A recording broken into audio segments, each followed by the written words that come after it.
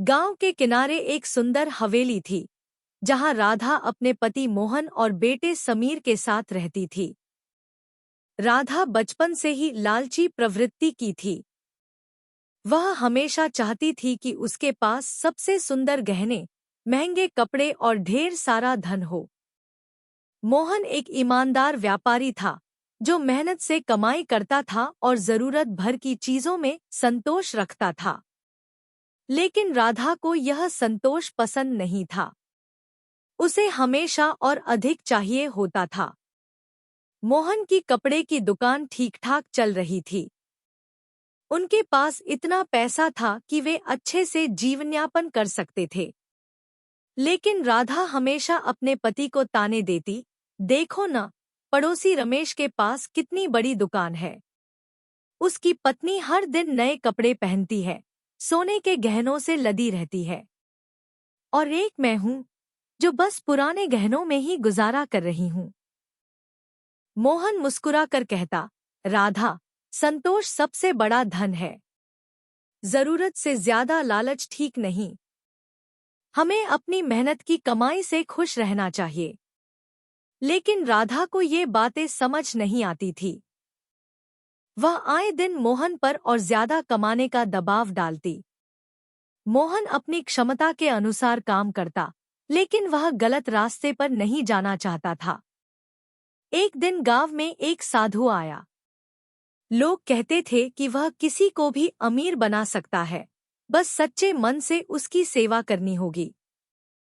जब राधा को यह पता चला, तो वह तुरंत उसके पास गई और कहा, महात्मा जी, मैं बहुत गरीब हूँ। कृपया मुझे अमीर बनने का कोई उपाय बताइए।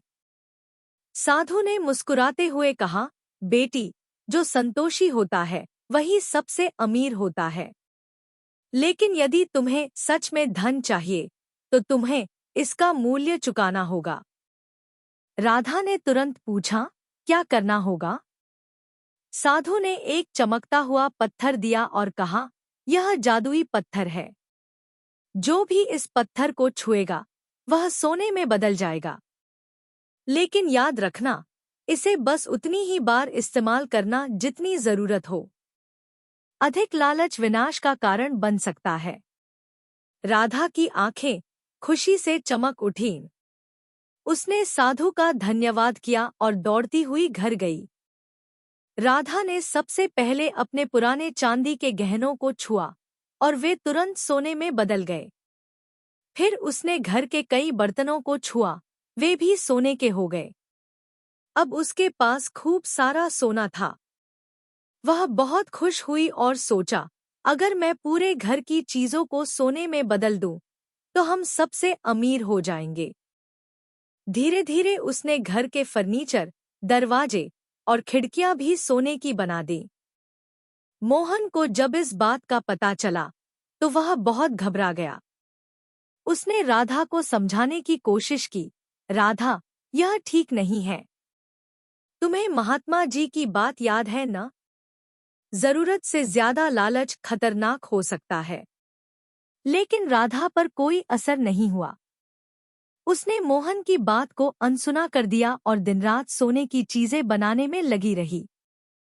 एक दिन समीर खेलते खेलते अपनी माँ के पास आया और बोला, माँ, मुझे भूख लगी है, कुछ खाने को दो। राधा बहुत व्यस्त थी। उसने झुंझला कर कहा, ठहरो, मैं तुम्हारे लिए कुछ अच्छा बनाती हूँ। लेकिन जैसे ही उसने अपने हाथों से समीर को छुआ, वह भी सोने की मूर्ति बन गया। राधा के होश उड़ गए। उसकी आंखों से आंसू बहने लगे। वह समीर को हिलाने लगी, लेकिन वह अब एक निर्जीव सोने की मूर्ति था। मोहन दौड़कर आया और यह देख वह भी हैरान रह गया। वह रोने लगा, राधा, मैंने तुमसे कहा था कि लालच बुरी चीज है। अब देखो, तुम्हारे लालच ने हमारे बेटे को छीन लिया। राधा पछताने लगी। वह दौड़कर साधु के पास गई और पैरों में गिरकर बोली, महात्मा जी, मुझसे बहुत बड़ी भूल हो गई। कृपया मेरे बेटे को वापस कर दीजिए।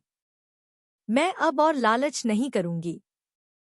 साधु ने गंभीर स्वर में कहा, राधा, तुमने मेरी चेतावनी को नजरअंदाज कर दिया था, लेकिन क्योंकि तुम अपने कर्मों पर पछता रही हो, मैं तुम्हें एक और मौका देता हूँ।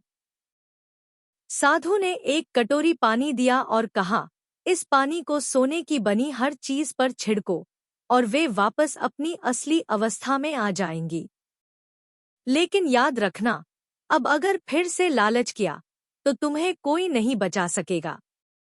राधा ने जल्दी से घर जाकर समीर पर वह पानी छिड़का और देखते ही देखते वह फिर से जीवित हो गया। वह खुशी से रोने लगी और उसे गले लगा लिया। फिर उसने घर की बाकी चीजों पर भी पानी छिड़क दिया और सब कुछ वापस सामान्य हो गया। इस घटना के बाद राधा पूरी तरह बदल गई। उसने लालच को त्याग दिया और संतोषी जीवन जीने लगी।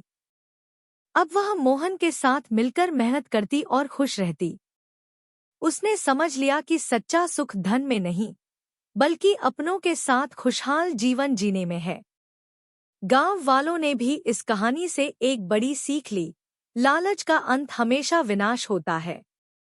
अगर आपको यह कहानी पसंद आई हो तो इसे लाइक करें, शेयर करें और हमारे साथ जुड़ने के लिए सब्सक्राइब करें।